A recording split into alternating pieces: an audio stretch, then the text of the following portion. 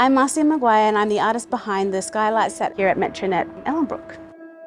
I was invited to work on this project with Marcia, and it's a real honour to work with Marcia because she has such a long connection to this place and has so much knowledge about the history and the Indigenous stories of this place. That's my favourite one. We first started off with the idea of what the stories are about, and we wanted it to connect to the place here, specifically to Ellenbrook, which is also, we call in Noranda, which means place of looking. So we worked together to look at the 5 stations holistically, and so she was looking at the Indigenous cultural practices while I looked at the Indigenous flora and fauna and how that could be integrated, but making sure that it read as a complete story and people would see interesting things along their journey.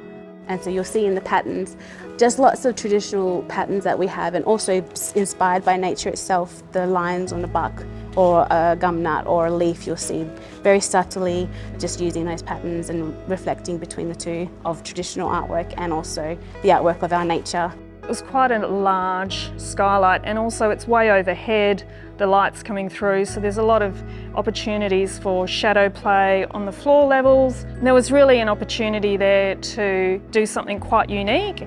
As the light changes during the day, different times of day you're going to see the shadows moving across the floor. It'll even be shadows across people as they're walking through, and you'll see it in different ways throughout the day. And each station you'll see little snippets. It's something I had never done before, so working with Penny really helped me. She guided me in how to make sure that the scale of the tiny little dots that I do would reflect as easily and nicely in the skylight itself.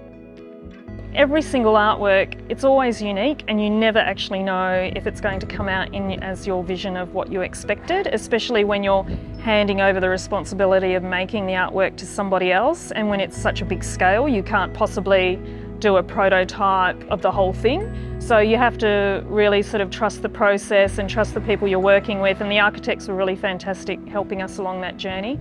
But also, you know, it's just so exciting when you see it and you see it works. It's a big relief for everyone, but I'm really proud of how it's all come about and how it's looking at the moment. Because it's such a public place, a lot of people don't have the confidence maybe to go into a public or a private art gallery, and they may not be exposed to some of the artists that are in Western Australia.